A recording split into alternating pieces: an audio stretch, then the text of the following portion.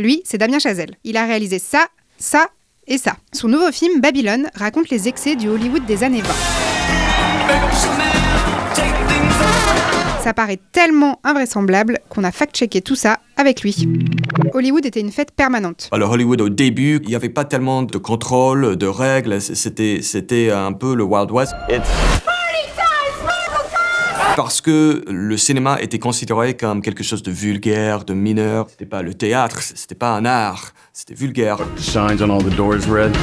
No actors or dogs allowed. C'était ça qui m'intéressait, c'était la fragilité, hein, parce que c'était des gens avec l'argent nouveau et ils construisaient des châteaux et des maisons et des choses comme ça de dingue. Mais c'était le début, donc ils pensaient peut-être que ça allait durer toujours. Et donc c'était la première génération à apprendre qu'en fait c'est transitoire, que ça dure pas. Hollywood était vraiment dangereux. Los Angeles, c'était fameux pour des extras qui mouraient. Par exemple, le tournage des scènes de bataille, de Intolerance de Griffith, mais aussi les films un peu plus tard de la fin du cinéma muet, les grandes scènes de guerre et tout ça. Il y a un film de Michael Curtiz qui a dirigé Casablanca plus tard, mais il a fait un film qui s'appelle Noah's Ark avec un grand scène de spectacle. Et il y a eu plusieurs morts, hein, une dizaine ou quelque chose de morts comme ça. Et bon, ils ont continué. He's dead.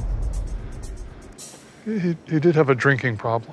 That's true. Ça aussi, ça a changé, hein. C'est les règles qui sont venues, et donc parfois les changements étaient bien. Parce que au cinéma muet, là, il n'y avait pas de règles, il n'y avait pas de unions, des syndicats, oui, il n'y avait pas de ça. Il n'y avait pas de loi, de overtime, des choses comme ça. That's the cocksucker they sent to screw us. Il faisait 3 films par semaine. C'était un peu fou, hein. Donc il y a eu des choses qu'il fallait changer. C'est la transition plus rapide, hein, d'une ville dans toute l'histoire du monde. Quand il y a des changements comme ça, tellement rapides, même violents, il y a la tragédie qui vient avec. Il y a des pertes, il y a des morts. Donc je pense qu'au début et à la fin, on voyait ce qualité un peu cauchemar dans la naissance, disons, du Los Angeles moderne. Who wants to see me fight a snake?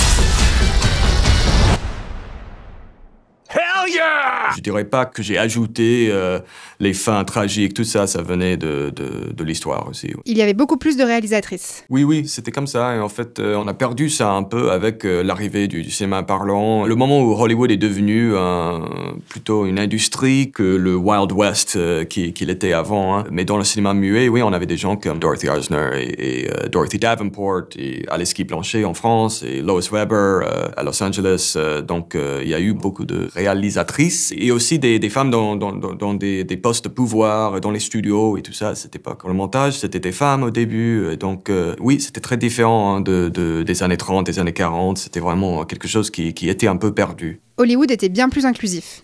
Quand le cinéma parlant est venu tout au début, il y a eu un moment très intéressant où Hollywood se disait il faut des acteurs et des musiciens noirs. Il faut faire le cinéma noir. Et donc, on a trouvé des films comme Black and Tan et Hallelujah, Hearts of Dixie. Et tout ça a changé, hein, avec le début des années 30 et après. C'est vrai que Hollywood est devenu beaucoup plus whitewashed. Et tous les gens qui n'étaient pas... des blancs, des hommes, etc., ont été un peu poussés à la périphérie de cette industrie qui était avant plus libre et plus ouverte. Oui, ça aussi, ça a changé, surtout dans les manières de sexe, la sexualité sur l'écran. And she placed this in my dressing room. I don't even know what that is. Par exemple, pour des actrices comme Clara Bow, des gens comme ça qui étaient un peu l'inspiration pour Nellie Leroy, le code Hays, hein, c'était la fin, hein, pour tout ça. Donc oui, ça aussi, c'était quelque chose de très fondateur. Mini.